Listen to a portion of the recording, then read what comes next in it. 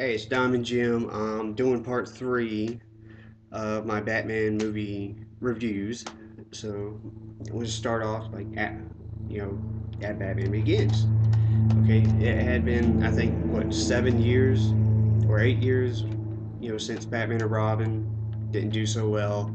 So they figured they'll reboot the series, and they did a good job with Batman Begins, which is a really awesome movie. And I haven't watched it in such a long time. I want to savor it. Maybe next time I watch them will be when The Dark Knight Rises comes out on Blu-ray. Um, but it's basically a retelling, and it's borrows elements a lot from the comics. Unlike the first Batman movie, well, not the first, the first really big one.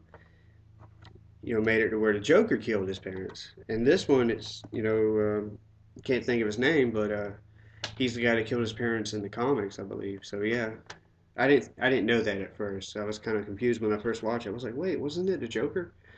Um, but I like the atmosphere of this one, and I like the characters. Good character development. We know a little too much about them, but it's all right. Maybe in the next Batman movie, they'll do the same thing they did with the older Batman movie and not tell us that much about him.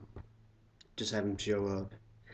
But still, it's really good. I do like the Rachel character, and I like Jim Gordon, the guy from the Harry Potter movies.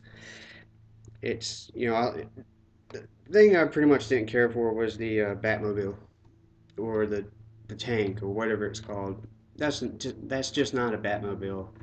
I like the Batmobiles from Batman and Batman Forever. I didn't really care too much from Batman and Robin, but oh well. And I like the one from the cartoon also. But that's pretty much one of the big things I had a problem with.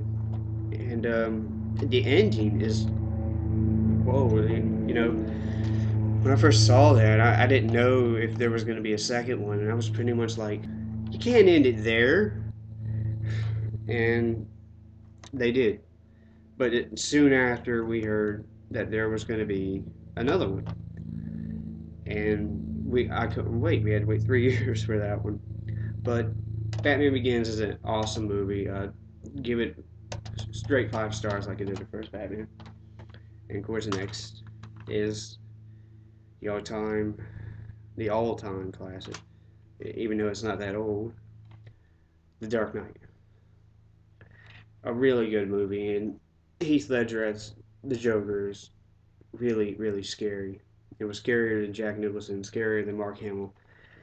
And of course, in this one, we have somebody else playing Rachel, who it's all right. She's not as hot as Katie Holmes, but she's pretty hot. And I like what's it called, the Bat Pot. And I like the fact that you know the Tumblr got destroyed. I think a lot of people like that. Even the angry video game nerds like that. This one,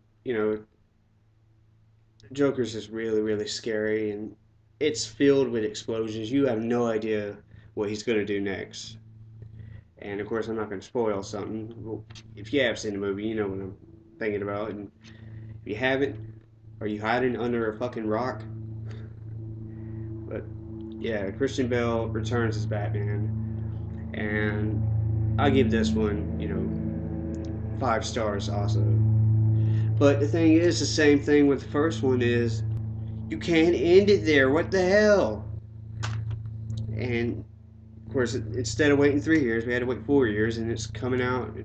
Having a midnight showing tonight. Of course, I can't go because it's booked for the next 2 weeks. It's sold out for the next 2 weeks. Can't wait that long, but I'm going to go see Kiss, so that's going to be my savoring until then. But that's in the end for part three. In part four, I'll be doing the TV show and the other movies. So guess I'll see you in part four.